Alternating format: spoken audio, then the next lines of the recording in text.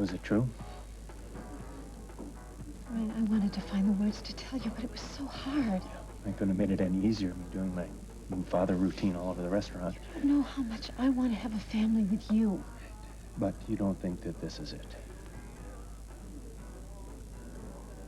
I'm sorry. So how did it happen? Grant had me in that perfect prison. All I could think about was you. Getting out and getting well, but he just made it impossible. And so that's when you decided that you had to escape. And I knew I only had one shot, so it had to be perfect. I had money, I had a route, I even had a nurse's uniform so that I could get out unnoticed. And the night I was going to leave, he came to me. Brian, he was watching me. He was suspicious. I couldn't say no, or he would have figured it out. I was all set to leave him, but... But you had to make sure that he thought that you still cared about him. It was no. I didn't even feel him touching me. I was just thinking about you. I just never thought, I never dreamed of a baby. So what do you think the chances are that this is my baby and not his? Why do you insist that I'm crazed on the subject of your brother? Because every time there's the slightest opening, the briefest lull in our life, you bring him up. I'm only making conversation. We've been waiting for His Honor for over 20 minutes. I would hardly call a recitation on your housekeeping schedule making conversation. I merely mentioned in passing that I have to vacuum when we get home. Why? Because I don't want him thinking that he's related to slobs. Who cares? I care. You know, new wives are supposed to be somewhat excited about meeting their new in-laws, especially if they've been kept a deep, dark secret. You constantly blow this out of proportion. I do not. You're trying to tell me that meeting your long-lost brother is no big deal. That's right. It's not. I've had my fingers crossed for you all day, Ian. You did it again, Maggie. You jeopardized your probation to help me. Well, that doesn't matter next to Paulina's life. You're something else. So are you. I really hope the judge realizes that. You really hate him, don't you? I don't hate him. I hardly even know him, as I've told you a number of times. He was just a kid when I was drummed out of the family. See, that's my point exactly. I'm putting fresh flowers in the guest room. No, you're not. Yes, I am. Okay. All right. You want to roll out the red carpet for Morgan? Fine. We'll wine him, we'll dine him, we'll put him in a nice hotel room. We'll even get his address so that we can write to him afterwards. That way he avoids our mess. Better yet, he avoids our house. Are we going to fight about this? We're going to do nothing. End of discussion. Mr. Winthrop, are you ready to proceed? Yes, Your Honor. I have consulted a number of my colleagues. I also spoke to several physicians who specialize in meningitis-related illnesses. What about Paulina's doctor? Dr. Hudson was unavailable, but he's going to return my call. I also took the liberty of talking with your warden about you, Mr. Rain. Paulina's life depends on me seeing her. So you've said. I've compiled all the facts, weighed counsel's arguments, and I've reached a decision.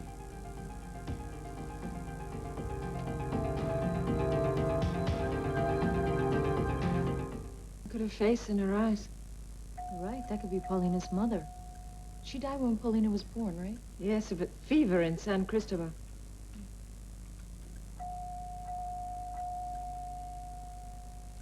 Do me a favor and go get John, all right? Fine. I'll see you later.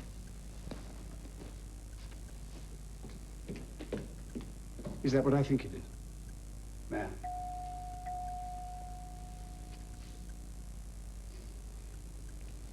It's my father. Yes, I gathered. It's funny seeing him standing there like that. I can almost hear his voice. He fancied himself a bit of a singer. Well, nothing special. You know, just around the piano, that sort of thing. But very self-assured, very commanding. As a lad, as a young lad, I quivered when I heard that voice. Mac looks so young. What a magical time it must have been for them all, eh? The great adventure, full of trust, full of hope. And look at the friendship, the camaraderie. When this was taken, everything seemed possible. And then reality sunk in. But when there's greed, there can be no friendship. And when there's no friendship, there can be no trust. Yet sometimes we find we can trust the oddest people. Isn't that right? What do you think happened in that jungle? I don't know.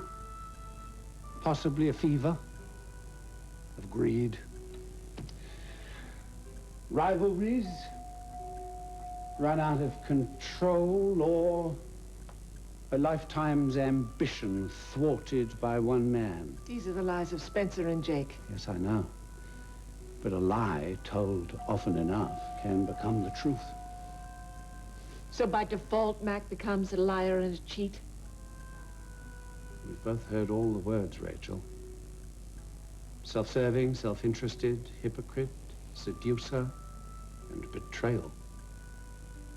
And I will disprove them one by one if it takes me the rest of my life.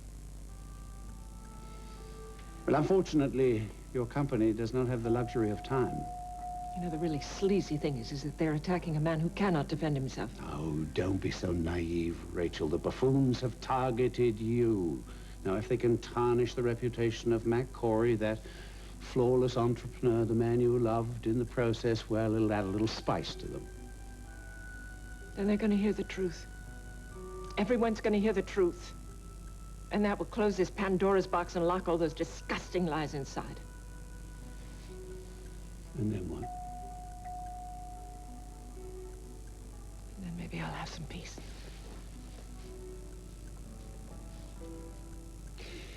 Well, I wish you luck. Sadly, I found that human nature, or the nature of man, always assumes the worst.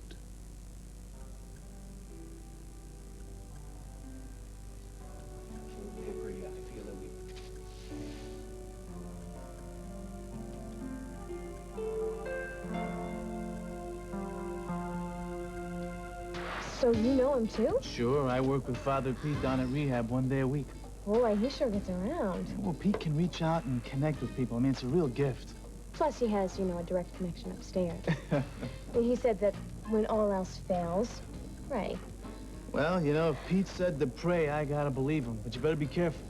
Why? Well, because if you're having that conversation with the Almighty on Pete's line, you just might get what you pray for. Then how come I prayed that no one I knew would be here to see me in this denim catastrophe, and then whammo, all of a sudden this place is a magnet for Bayview Court tenants? See, maybe that's your answer. What? What, I shouldn't have turned down a job designing heating ducts, so I should be humiliated for the rest of my life? Look at it this way. You held out for what you wanted, and you're going through a few hard knocks. You think? Sure. Integrity is hard to come by these days. I respect it, and so should you.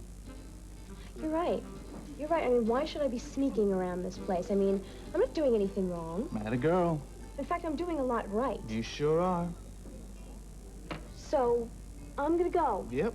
I'm going out there. Oh, you're doing great, Gardner. You watching me? Let's go. Okay.